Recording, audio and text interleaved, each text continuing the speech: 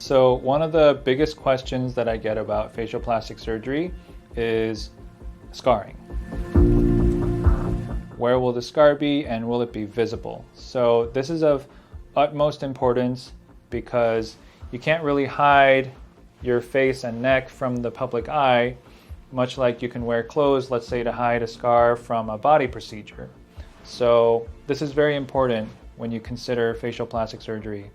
For example, when you look at facelift surgery, sometimes you can see a quite obvious scar from a prior surgery, and that looks unnatural, and it's kind of one of those stigmata that people see, oh, they had a facelift.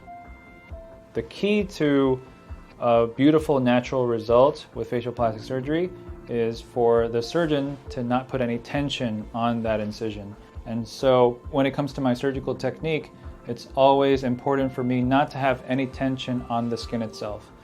Whatever facelifting or eyelid surgery, or other facial plastic surgery I may perform, it's key that all the tension is distributed among the deeper tissues so that the skin lies flat, under no tension, and can be closed easily.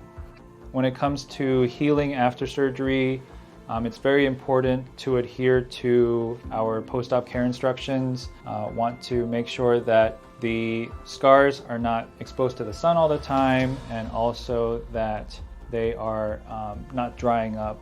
You apply good skincare products to the area. To prevent scar formation, you want to make sure that your lifestyle habits are good, namely that you do not smoke before and after surgery, you avoid excess alcohol intake, and you dial back a little bit on your exercise and physical activity for the first few weeks, depending on the type of surgery. The other thing is to take care of your incisions. Sometimes we need a little bit of cleaning along the incisions, maybe gently with a Q-tip or something like that, to make sure that it doesn't scab over and that it stays clean.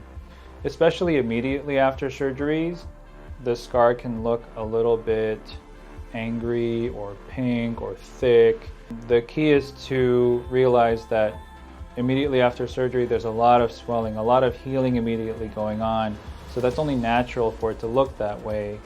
Just know that the scar that you see the day or two after surgery is not the final product, much like the rest of the result. Your skin needs time to come back together, to heal from the surface level down all the way to the dermis. When it comes to recovery and feeling presentable, each patient is different, each surgery is different. When you think about the initial swelling that happens after surgery, depending on the type of surgery, it can be a few days, or it can be 2 or 3 weeks until you start to feel a little bit normal. So with that in mind, the appearance of the scars will also kind of ebb and flow according to that timeline.